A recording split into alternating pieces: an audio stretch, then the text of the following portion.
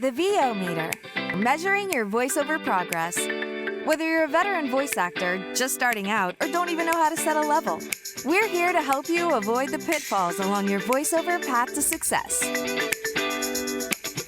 The VO Meter is brought to you by Voice Actor Websites, Studio Bricks, Global Voice Acting Academy, JMC Demos, and Sennheiser. The VO Meter is produced in part using Source Connect, made by source-elements.com. And now, your hosts, Paul Stefano and Sean Daly. Hi, everybody, and welcome to episode 81 of the VO Meter. Measuring your voiceover progress. We got a great show today. Our guests are Rob Sciglimpaglia and Mary Brainard of Belair Creative, and they're going to talk about how to encourage talent to kind of move away from online VO marketplaces and take agency of their own businesses. But before that, we're going to talk about our VoiceOver Extra brings you the VO Meter reference levels. Seriously, guys, that's the best you could come up with? Hey, it's your show. Okay, so it hasn't been that long since our last episode, so I don't know if you have a lot going on, but I have a few cool things going on. So I'll just start since I am already talking and I have diarrhea of the mouth. One of the reasons There's a prescription for that. Yeah. But one of the reasons I have that is because I picked up more and more announcing jobs. It's gotten kind of ridiculous, and I'm happy for it. I'm not complaining. I'm thankful to all the people that are hiring me. But as I mentioned on the show, I started doing sports announcing for the University of Maryland at College Park this year. I did their volleyball season and their wrestling season. And I also got hooked back up with my alma mater, Towson University, and that was just a couple of pickup games for lacrosse in the beginning. And then they just brought me in last week to do a gymnastics meet, which I had not done before. I had been their announcer in the early 2000s, but had never done gymnastics, so that was new for me.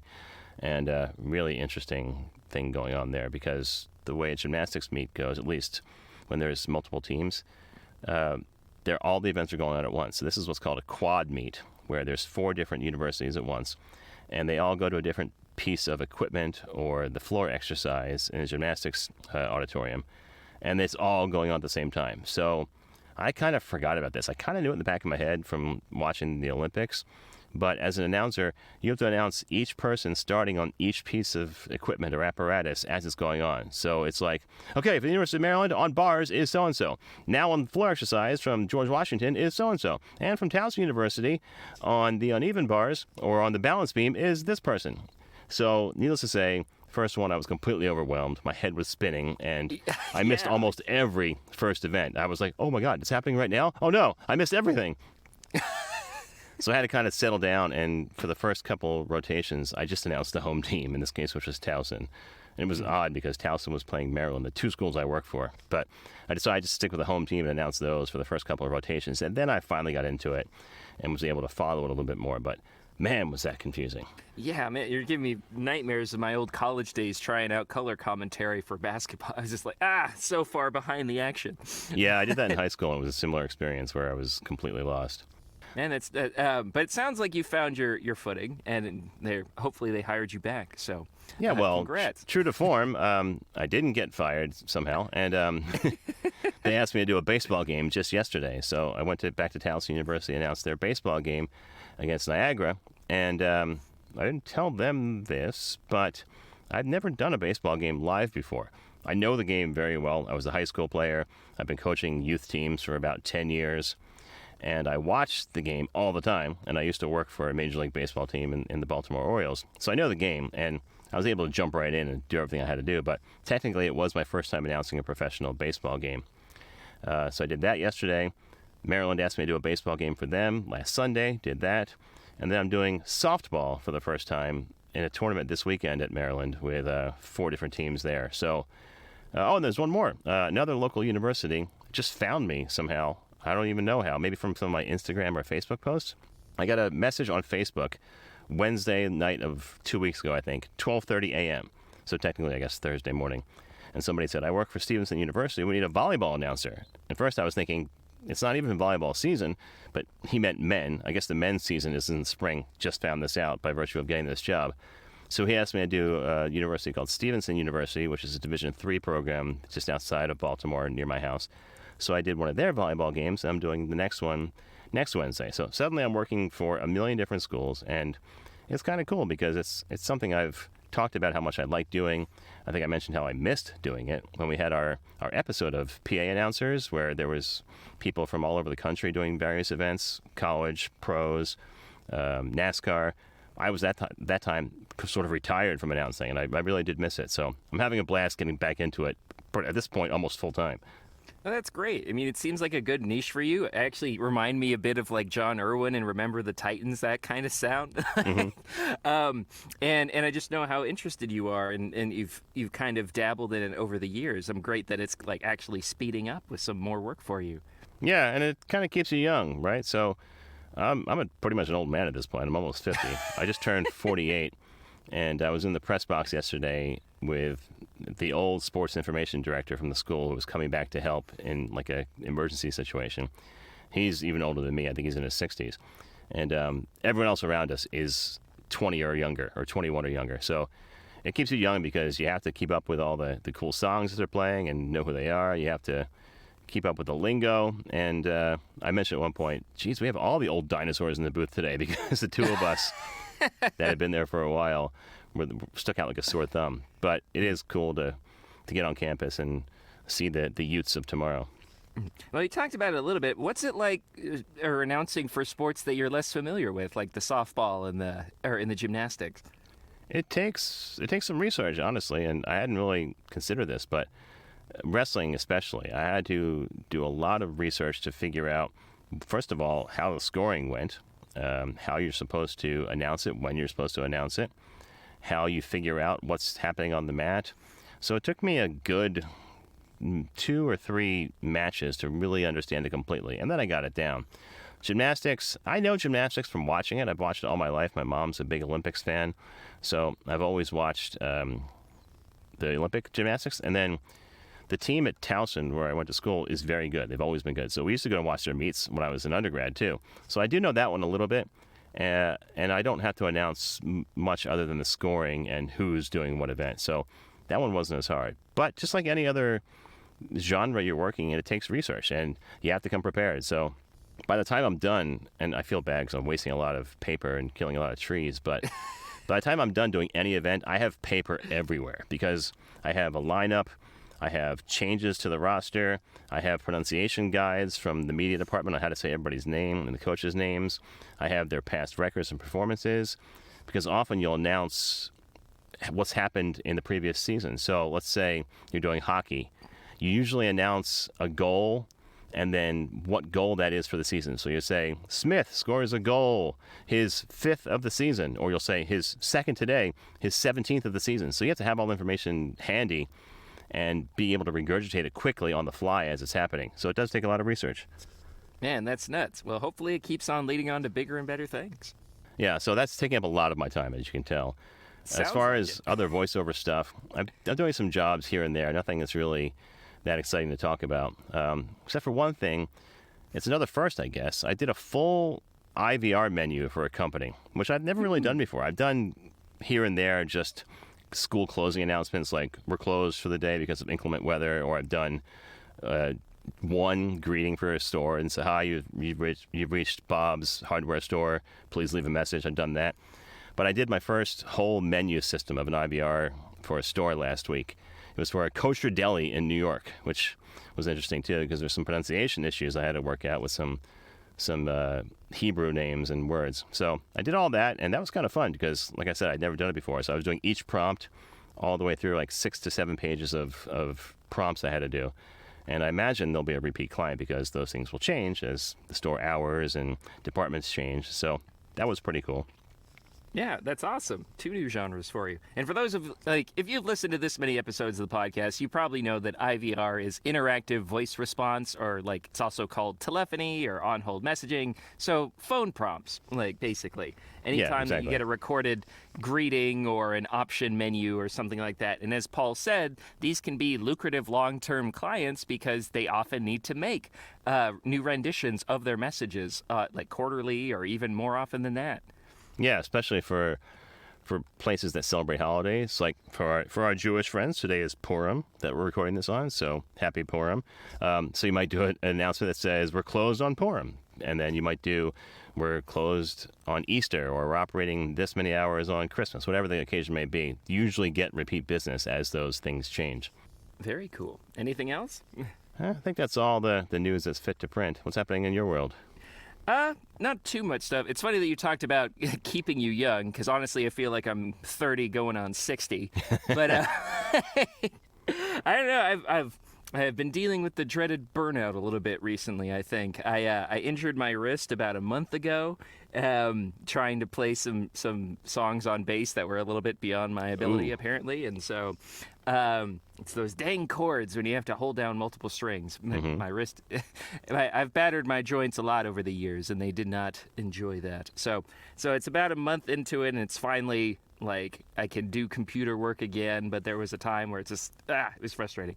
And then I got, and I was sick earlier this week, and my cat was sick, so it was just a very stressful time around the house. But I was still teaching for GVAA and a local school in Seattle called Lakewood Institute of Theater, and I've taught a couple classes for this group over the years, and it's really nice because it's like.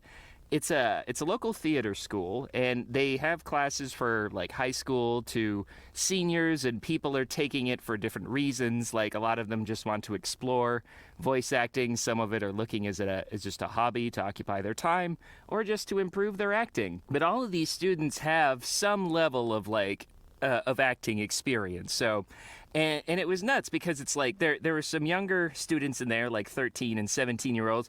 These are some of the brightest kids I have ever worked with. It was amazing. Like whenever we do this like 5-week intensive, and it's got a pretty similar or like simple formula. We meet, we chat, we discuss a genre for 20 minutes, and I get them to try and like hammer down some observations. Like, for example, commercial is very casual and conversational. Animation is all about exaggerated expression. Video games are all gritty and realistic, things like that. And it was just so, like, I mean, I was guiding discussions, but like everyone was hitting on the points that I wanted before without much prompting. So it was like, they're learning. They think they've got it. So that was great. We got a lot of positive feedback on that. And I did the whole thing with the busted wrist. But like afterwards, I was just like, I'm exhausted. And so I feel like I've been kind of trying to get my energy back this week, but still been auditioning through agents and pay-to-plays. And I even got I did a few video game characters for like a mobile app game that David Rosenthal hired me for. So I thought it was funny that we're just kind of drawing from like old contacts and stuff, because it's a great way to get... I was just thinking that a lot of my jobs have been from referrals from like close contacts and stuff like that. So networking's important, guys. Yeah, never burn a bridge. That's another valuable lesson. That's pretty much where I'm at. Just the usual e-learning, that fun new mobile app game, and then, just teaching. So that wraps up our VO meter reference levels. I want to quickly touch on some questionable gear purchases because it appears to have reared its ugly head again. Questionable gear purchase. My epic rant from last time about all the equipment I bought, I don't want to say has backfired yet, but it's getting there. So it's all failed. We lost control of the ship. Maybe. I talked about how I bought an Antelope audio interface, the Zen Go, and then I also bought an Antelope modeling mic. So I don't know which is causing the issues. I'm thinking it's the interface, but it's crashing my computer like almost daily. Yikes. It happened when I first got it, and it's causing what's called a kernel panic, if you know what that is. So I'm waking up basically every morning. Well, first I should say, it started when I first got the interface, and I knew it was some sort of misalignment between the software and possibly the driver of the interface, because I hadn't added anything else to the computer. So I upgraded my OS to... what the heck is it now? To Catalina. I was way behind. So I finally upgraded to Catalina. And it's because I didn't think my computer was upgradable. I have an older model Mac Mini, like from 2012. So I thought I was maxed out at High Sierra. But I went and clicked on the update, and it said, oh, it's available. So I updated to Catalina. And that did cure the problem for a couple of weeks. ever since the last episode. But just like the last couple of days, it's happening again. I'm waking up every morning to the computer being restarted. And when I put in the username and click enter, it says there was a problem. Your computer was restarted because of a problem. Click here to figure out why. So I look at it. It's a kernel panic again with the interface. So I don't know what's causing it, and it's driving me crazy. On top of that, it's just kind of buggy in general. Like it freezes all the time, and it'll record, and it'll constantly work as the default sound card for the computer. So if I listen to YouTube, watch YouTube or listen to audio, it'll still come through, and the mic will still work. But all the controls, which is why I have the thing, like all the virtual controls freeze up. I can't change the phantom power. I can't turn off any of the mic models. It just gets stuck in whatever state it was last time, and I can't change anything. So that wouldn't be a problem if I wasn't using the different features, but I am. Like I usually use a different mic model for the podcast than I do for the audiobook recording.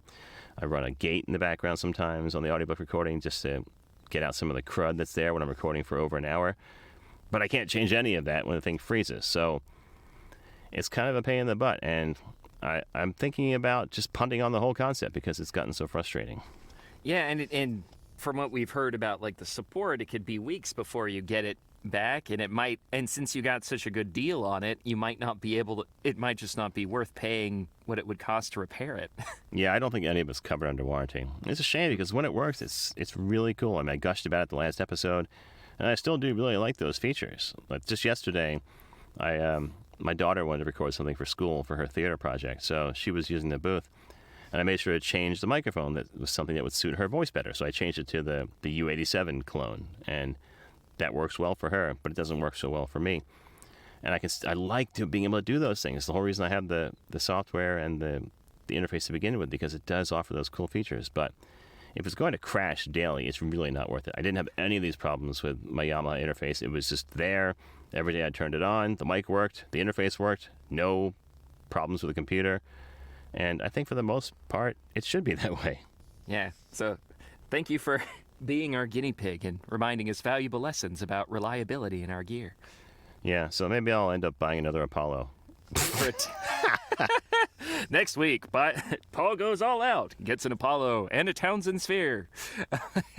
Yeah, I don't know. I would like to simplify things because that's when I'm kind of the happiest, when I don't have to mess with stuff. Even though I know how to operate all of it.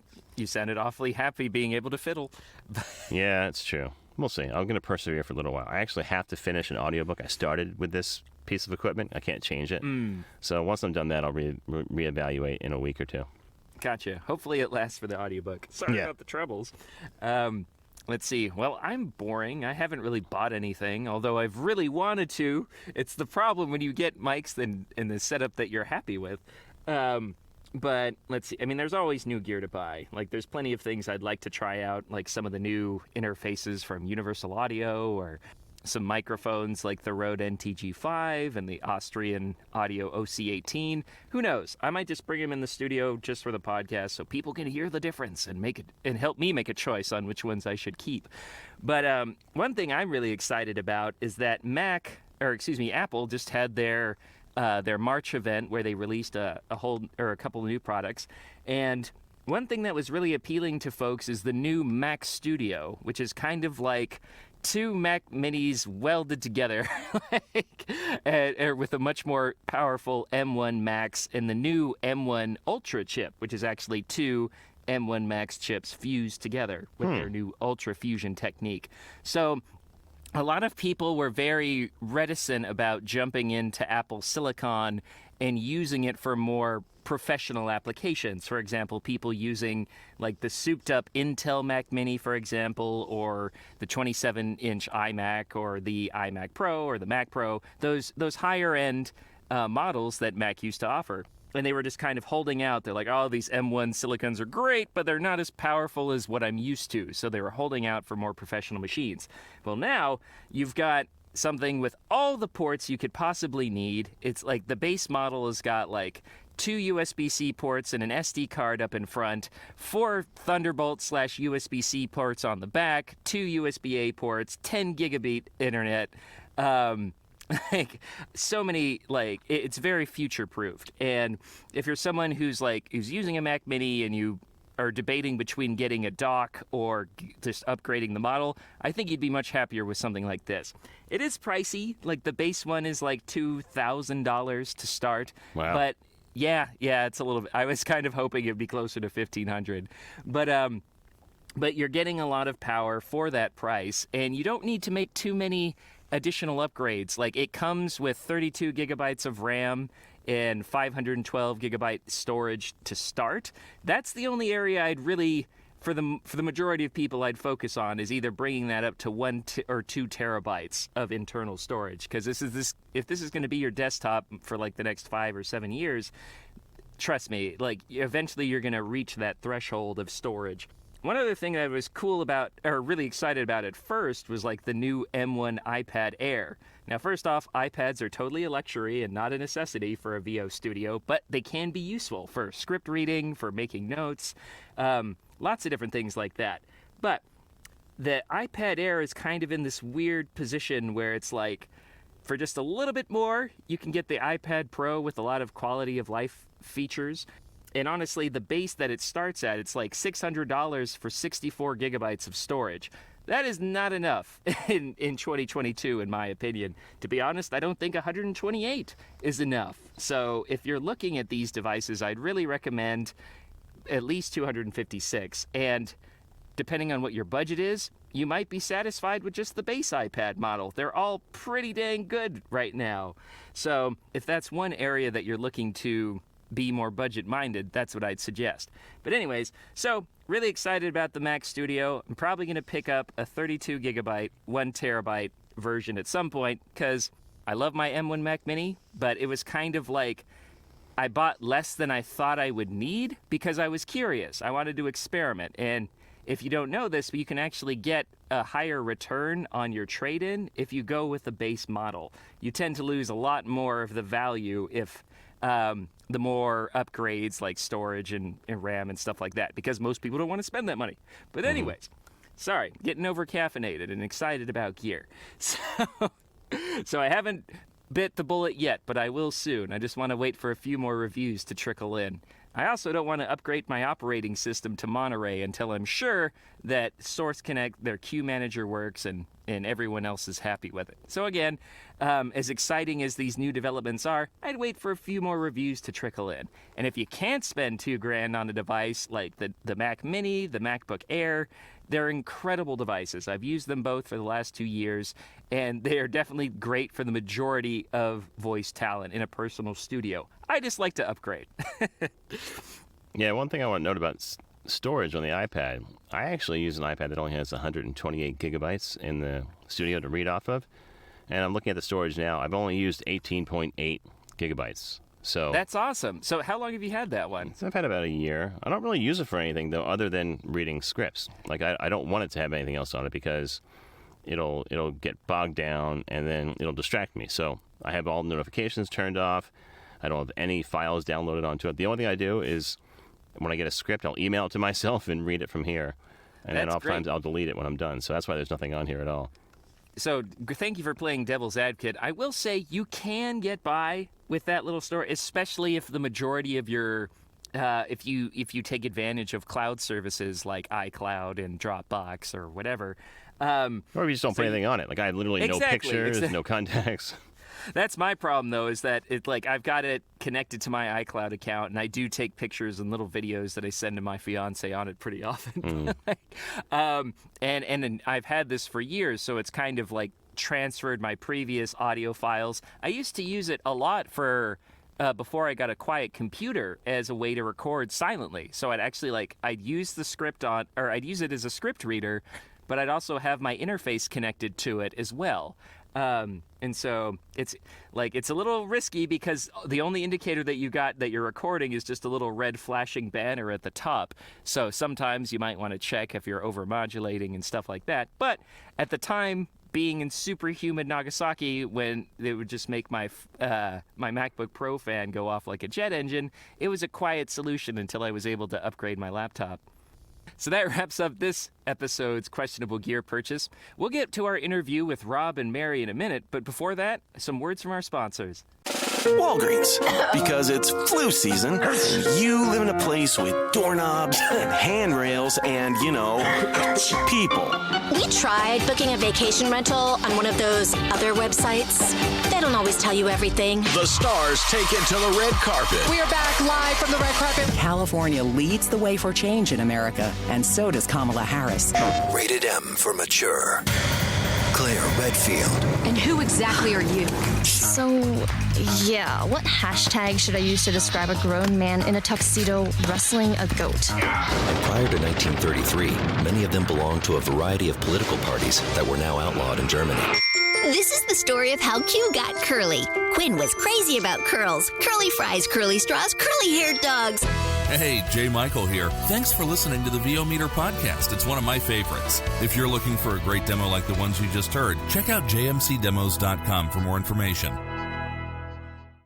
Hey everyone, Studio Bricks designs and creates the highest performing portable sound isolation booths. Our professionally perfected acoustics enhances your performance and takes your recordings to their maximum quality from your home studio. Forget about managing noise conflicts with your neighbors and family. Pursue your passion for voiceover on your own time and on your own terms. How many times has this happened to you? You're listening to the radio when this commercial comes on, not unlike this one, and this guy starts talking, not unlike myself. Or maybe it's a woman that starts talking, not unlike myself, and you think to yourself, geez, I could do that. Well, mister, well, missy, you just got one step closer to realizing your dream as a voiceover artist, because now there's Global Voice Acting Academy. All the tools and straight-from-the-hip, honest information you need to get on a fast track to doing this commercial yourself. Well, not this one exactly. Classes, private coaching, webinars, home studio setup, marketing and branding help, members-only benefits like workouts, rate and negotiation advice, practice scripts, and more. All without the kind of hype you're listening to right now. Go ahead, take our jobs from us. We dare you. Speak for yourself, buddy. I like what I do. And you will too when you're learning your craft at Global Voice Acting Academy. Find us at globalvoiceacademy.com. Because you like to have fun. Okay, everybody, welcome to the interview portion of this episode of the VO Meter. We're pleased to welcome Rob Sciglimpaglia and Mary Brainard from Belair Creative. Robert has appeared on national television many times. He is best known as the dad on the 2012 Chevy Super Bowl commercial, Happy Grad. Robert's very first venture into the acting field was a show called American Experience, Hijacked, which aired nationally on PBS TV and was narrated by Campbell Scott. Since that time, he has appeared in numerous national projects with many big-name stars. Robert has done on-camera or voiceovers for many recognizable brand names. Perhaps his most prominent VO project to date was as the director of the sessions for Bixby, the voice of the Samsung Galaxy phones and products. Robert is also the author of the book Voice Over Legal, which hit #1 on the Amazon bestseller list for entertainment law books. Recently, Robert has taken on the roles of production attorney, producer, and executive producer for several projects as well, and he started a full-fledged production company called Belair Productions, LLC. As far as Robert's personal background, he was born in Stamford, Connecticut, and one of 3 brothers. Robert graduated from Stanford Catholic High School in 1984. After attending Eckerd College in St. Petersburg, Florida, on a baseball scholarship, an injury forced him to transfer to the University of Connecticut, where he graduated in 1988 with a Bachelor of Arts degree majoring in political science. Robert then graduated from Pace University School of Law in 1991. He passed the Connecticut, New York, and Pennsylvania bar exams on his first attempt and was admitted to the Connecticut bar in 1991. He is currently a practicing attorney, as well as an actor and accomplished voiceover artist. Robert hosted a local radio program back in the mid-90s called The Law Show, and more recently hosted a radio show called Ask the Lawyer. Mary Brainard is a direct response copywriter and marketing consultant who works with 6-, 7-, and 8-figure companies. She specializes in helping high-ticket coaches, consultants, and personal brands create engaging content that resonates with their customers, resulting in more trust, more traffic, and more leads. In addition, she's a partner in Belair Creative, a marketing agency specializing in video-based client acquisition funnels, helping voiceover artists and coaches get more clients. Mary Brainard is a direct response copywriter and marketing consultant who works with 6-, 7-, and 8-figure companies. She specializes in helping high-ticket coaches, consultants, and personal brands create engaging content that resonates with their customers. resulting in more trust, more traffic, and more leads. In addition, she's a partner in Belair Creative, a marketing agency specializing in video-based client acquisition funnels, helping voiceover artists and coaches get more clients. Well, thanks again to the both of you for being here. Really appreciate your time this afternoon. Our first question is for Rob. You're an actor, a producer, a lawyer, and now starting a marketing company. How do you manage it all, and what is your favorite company or aspect of the company to work on, if there is one? Yeah, my wife asked me the same question. Why do you do all these things? So I look at it like one thing leads to the next thing. They're all related.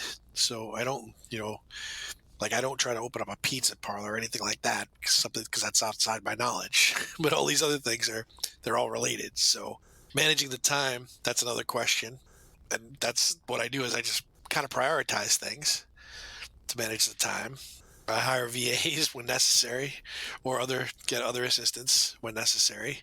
Managing the time is something I've been doing, since I started acting. So even if you have to leave something till the next day, it gets done. That's kind of what I tell myself and what I do. So my priority is going to be obviously what's needs to be done at that moment and what's going to bring in the most money. So sometimes I'll have to turn some jobs down and one of the other areas if I can't fit it in, or if I can't get someone to help me do it. That's one of the ways I juggle things.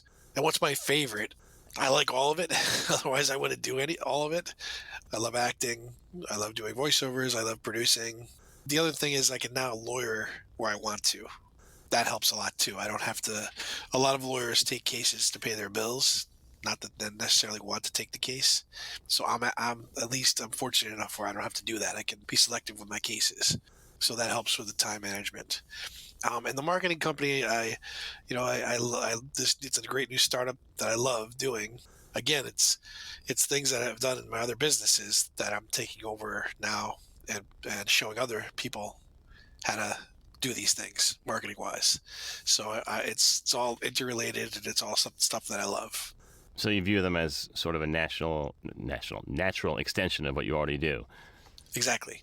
Yeah, I've got knowledge of it started being a lawyer, and then I picked up knowledge of the acting business as a lawyer. Then I went on, picked up and took a lot of classes to learn craft of acting. So then I knew business side and I knew production. So that's how I became a producer. And now I'm moving over into marketing, because any business you go into, you need to be able to bring clients in, or you're not gonna survive. So they are all interrelated for sure. Yeah, that makes sense. It's not unlike what Sean and I do. We started out doing just voice acting, and then we started a podcast, and that's been going okay. Your mileage may vary. And sure. And Sean's doing teaching, and I'm doing producing and editing, so they're all just relatable skills. I think that's great. Right. Exactly. So most of our audience probably knows you as the lawyer to the VO stars, so to speak. What do you think is the biggest legal issue affecting voiceover today? I wouldn't say I necessarily call it the biggest, but the one that most voiceover artists are aware of the most these days are artificial intelligence, AI, and text-to-speech. That's the one that I'm getting the most questions about.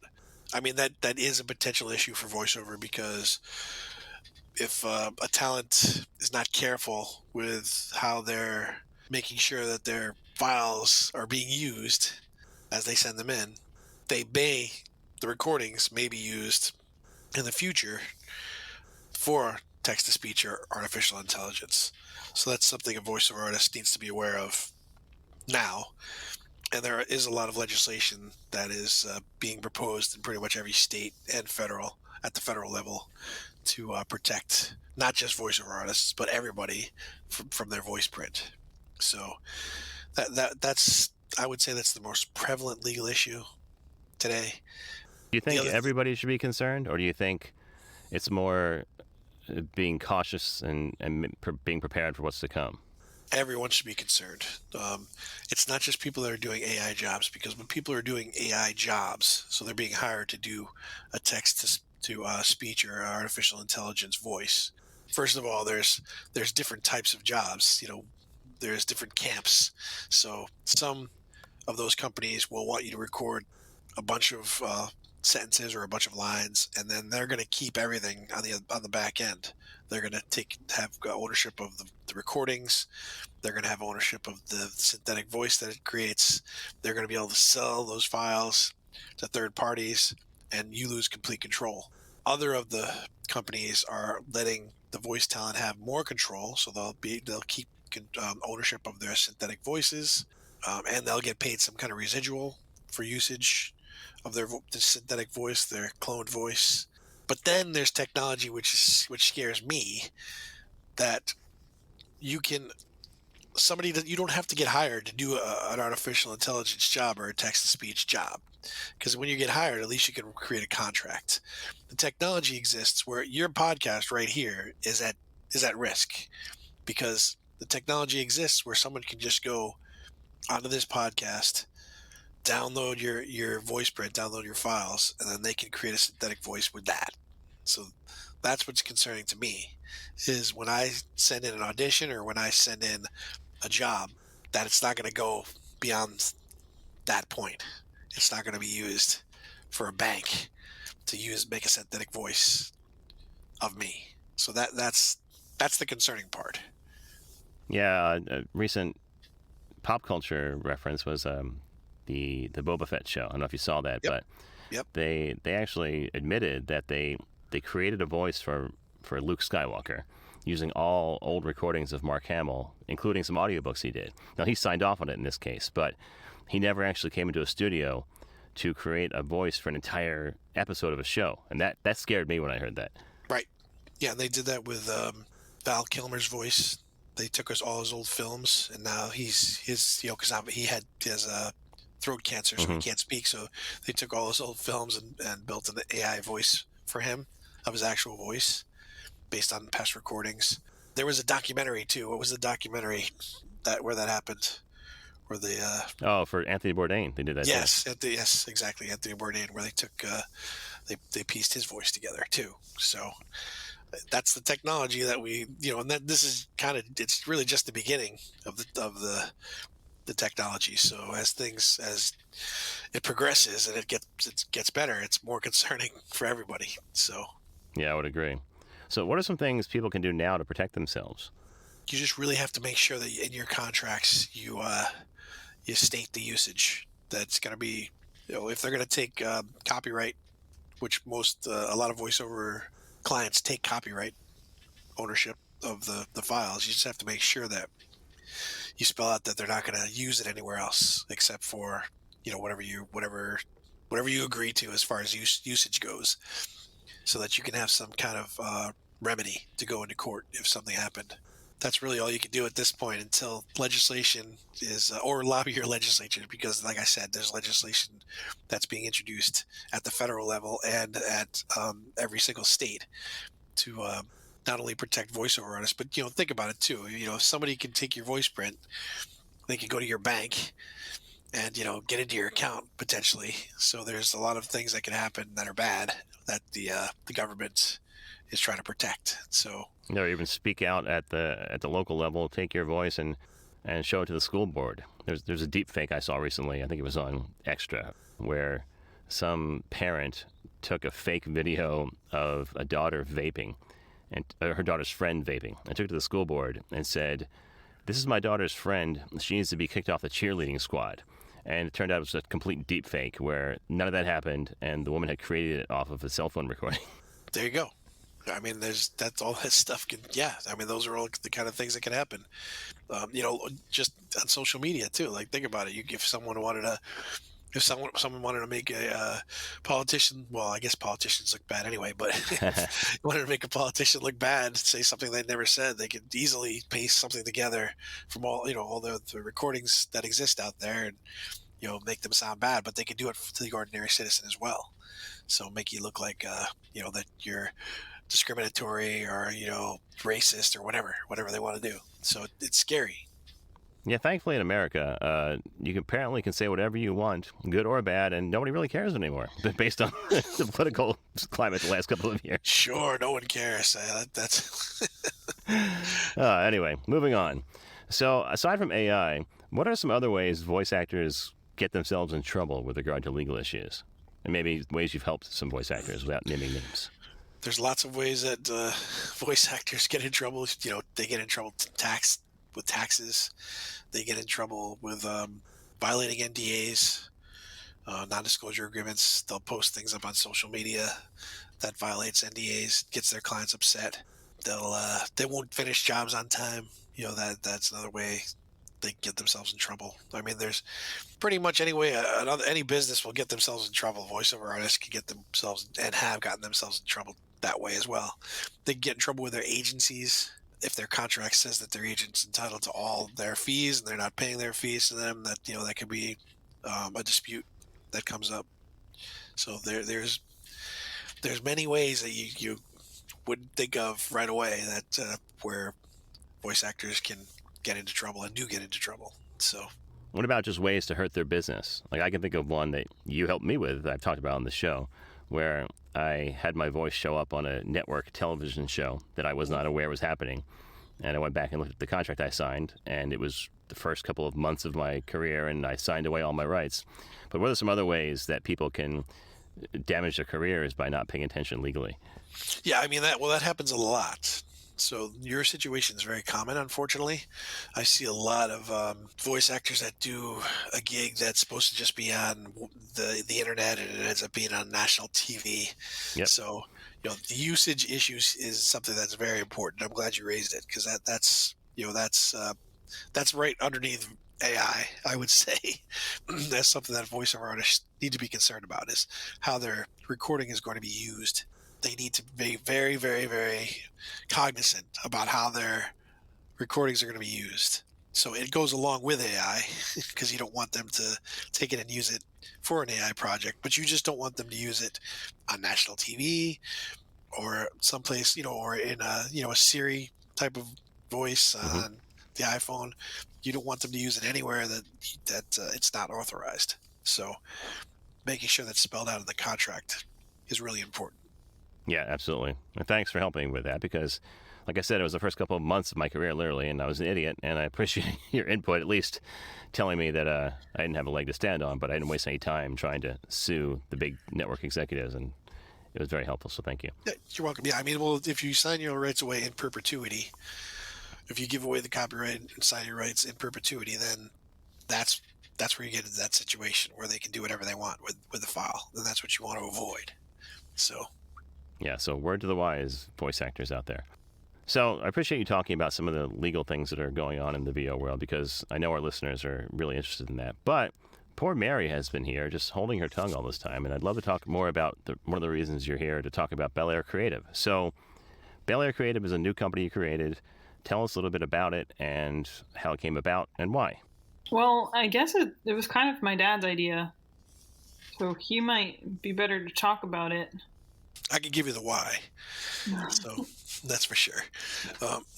Mary has been doing copywriting and marketing for the past 5 years.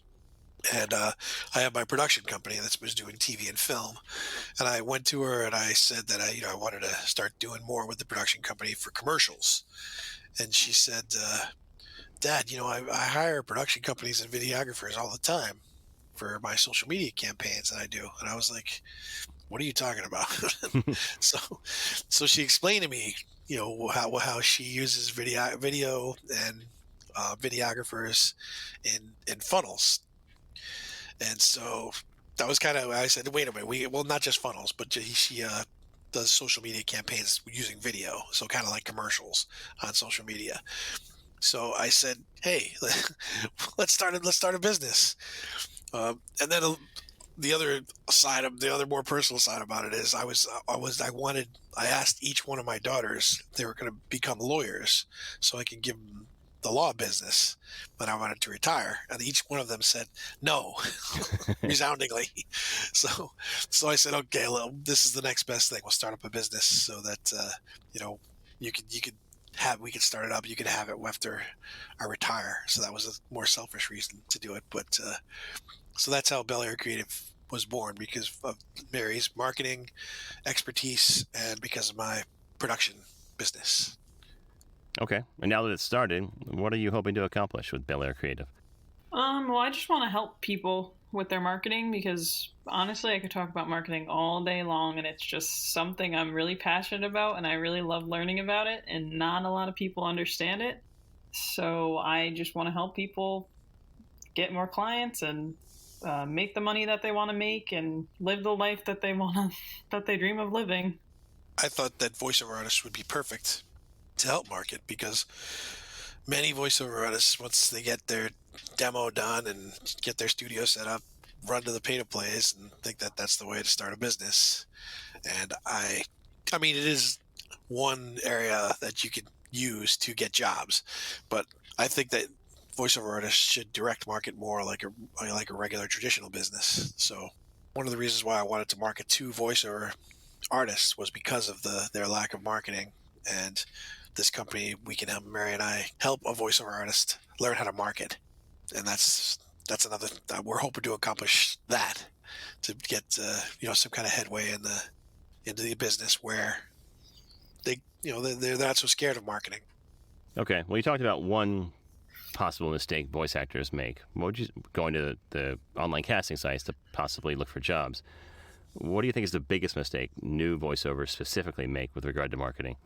I don't think they market. I think that's the biggest mistake, is they don't know where to find jobs. So they'll go to the pay to plays, or they'll try to find an agent and say, I need an agent, and they're not looking at it as a business, but they're looking at it more as a traditional actor, where I need an agent and I need someplace where I can audition. And I think that's the worst way to build any business, voiceover included, because if you're auditioning, then you're putting in a layer of luck in there where someone has to pick you. You have to pick your audition over other of your competitors, and that makes it much harder than talking directly to the client, selling yourself to the client, in my opinion. I mean, there are some people that can thrive at auditioning, and that's great. But even those people that thrive on auditioning can, and I'm not saying give up on auditioning completely, because obviously there's, it helps you stay on top of your craft. But marketing directly I think is going to lead to a much better return on investment, because you're making contacts directly with people that need your services, like any other business, really. So I think them not marketing at all is the biggest mistake that they make. So you touched on this a bit, but I'm curious, do you think every voiceover actor should be marketing, or do you think there are those that can subsist just on the auditions they get from either their agent or casting sites? There's a very small, from my experience and from my observation, there's a very small percentage of voice artists or actors that can sustain a career enough through just auditioning. So there are times, it kind of ebbs and flows, and you're kind of getting on a hot streak with auditioning, and it's hard to stay on a hot streak auditioning. Where if you're direct marketing, then it's easier, I believe, to get clients that are going to come and use you and build a better foundation for the business. So, I mean, everyone's different. So I'm not necessarily saying that you should never audition or never try to get an agent. I'm just saying that if you direct market, then you're going to have a better chance, I believe, to get clients that are going to use you for all of their needs. And if you get a couple of those clients that are going to feed you directly, constantly, that's how you build your business. Yeah, absolutely. And sometimes you will audition from a direct marketing contact. You may reach out to a company and they may say, that's great, but we want to hear you read our script. It still may happen. Yeah, that's true. Very true. Yep. So, Mary, you said you can talk about marketing all day. I want to know what sets Belair Creative apart from other marketing firms or PR firms, or even, Rob, you can chime in with how it might separate from managers or agents who offer similar services. Yeah, I think we're different because like my background in marketing and then my dad's background in the voiceover world, we have like unique experiences in both. And then coming together to create this marketing agency, I think that's what kind of sets us apart, because we understand both sides of it, whereas other companies might not. Rob, anything to add on that? Yeah, I agree. I mean, we're kind of like a one-stop shop. So if someone came to us and said they wanted us to do a marketing campaign and they wanted us to do produce everything, so they came to us and said, we want to do a social media blitz, and we want you to do commercials that go on social media or even on TV, we'd be able to do it because of Mary's copywriting abilities, her marketing knowledge, and we've got the production side covered as well. So that's what sets us apart. Is we're really a semi advertising agency. I've been around in the voiceover business a while, so that's why we're talking about voiceover artists right now, because I have knowledge of the voiceover business, so I can help with those specific needs that voiceover artists have and actors. Mm-hmm. So let's talk about specifics. Tell us or walk us through the process a bit. When someone comes to you and says, hey, I want to work with you on some of my campaigns, what are they going to receive? So when we get, if someone comes to us, obviously they're going to have unique goals and needs. So we have an onboarding form that they fill out. Basically it lets us know what they want to accomplish with their marketing. So some people, they might want to do auditions still, and they may only need a video that they want to place in a Facebook group that they own already or something like that. Then they would just need videos from us. So we would work with them and script videos and produce the videos for them, and then they're all set. But someone else, they might come to us and they need a complete funnel. They want us to do the follow-ups with them. They want us to record and produce the videos and script the videos too. So we would do almost the whole thing for them. So it really depends on their needs and their goals and how we fit into that. Yeah, it depends on how broad they want to be, really. I mean, or how specific they want to be. So if someone comes into us and says, for instance, that they want to do commercials for restaurants, or they want to voice commercials for restaurants, we have this new funnel system that we created. They do a video so that the potential restaurateurs can hear their voice and see them and start to build a relationship of trust with them through the video, and click on the video and to get more information and to talk to them further. And if we're going to build the whole campaign, that's great. Or if they just want to do the voice, that's great. But they can do a whole bunch of different groups. But I mean, if they're concentrated on restaurants, for instance, they could get in front of a whole bunch of restaurant owners so that they could get hired as a voice talent, or to produce commercials, or many different things to make revenue. So if that's the goal, to be very broad like that, then I would say that doing a video funnel would be the best way to go, which is our new product that we're promoting now. Or if they're just looking to supplement what they're already doing and be very, very specific, and they want to do just a video for their website or something like that, that can be done as well. So every client's different. Okay, great. What kinds of results are you seeing from clients that have worked with you so far? Or maybe just some anecdotes about how somebody was successful. Yeah, I mean, we've signed up a handful of clients so far. We just started this at the beginning of the year. We have a lot of demand so far, and we're in various stages of this with different clients. Various stages where we're in the inputting stage. We're in the stage where we're posting on social media organically, and we're just starting to get the funnels rolling. Clients they're getting a lot of calls coming in. They're getting a lot of clients coming in. So it's very encouraging, and that's the reason why we're putting the pedal to the metal, getting all our systems together, Mary and I, so that we can try to get more people in, so that we can help more people. Because the toughest part on Mary and I right now is, we talked about at the top of the show, is us finding time to get as many clients as we can service. So, do you plan to expand? And if so, how and when? What are the plans for the future of Belair Creative?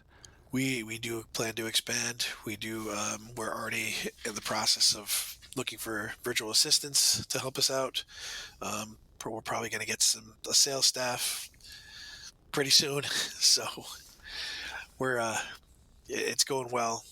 This seems to be a way that voice talent can absolutely increase their business and get clients directly, because we found that there's a lot of demand for these types of services: production, voice talent, acting. There's a lot of demand out there, and people voice artists don't know where to go to get those clients. The clients also don't know where to go to get the voice talent. That's what I've been seeing. So it kind of educates the public while it's educating the talent at the same time. So, and that's the reason why the pay-to-plays exist, I believe, is because people that are looking for voices don't really know where to go to hire them. So they'll post a job up on, one of the pay-to-plays. And that's I don't necessarily believe that every single one of those jobs that are up there, they're looking to do auditions to compare voices. I think a lot of those jobs, they just don't know where to go and they want to hand it off to somebody. So the voice talent can do that themselves. They can be the ones that the clients hand off the jobs to. So hopefully you can help make those matches for people, companies, and creatives. Absolutely. Well, some schmuck named Paul Stefano signed up, and I'm very excited to see where this goes. But before we sign off, where can people find out more about the company? And if you want to promote yourselves personally, please do that as well. We have a website, belaircreative.co, that you can go to. I think also belaircreativellc.com. If you go there, you'll find us too. If people want to reach out to me, they can contact me at mary@belaircreative.co if they have any questions on marketing related things. I'm also a copywriter. I work with all different types of clients, from coaches to consultants, companies, all types of businesses, 6, 7, 8-figure businesses.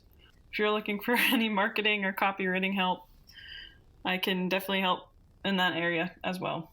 As you mentioned, I'm a lawyer, so if anyone has any legal needs in the voiceover business or the acting business, or I do other areas as well, feel free to reach out. Easiest way to probably get me is through my legal site, robscigesq.com.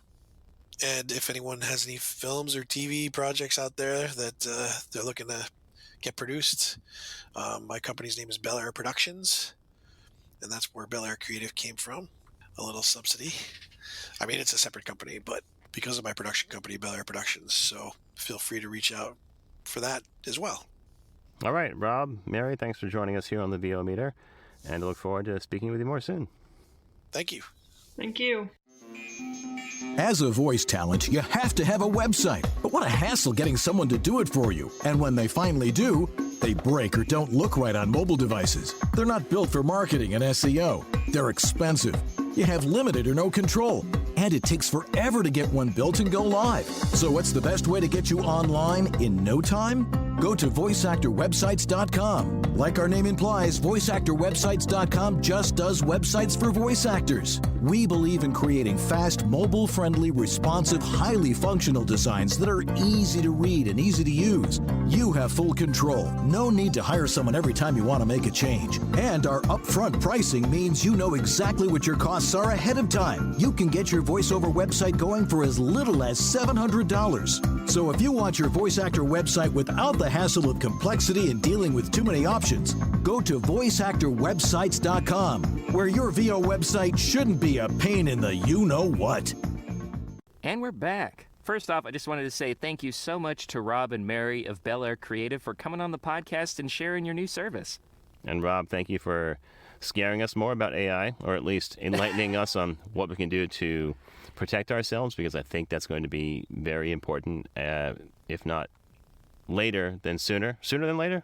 Very soon. It's going to be important to everybody very soon, as we talked about. So thanks again for coming. Put the fear of Rob in you. Right.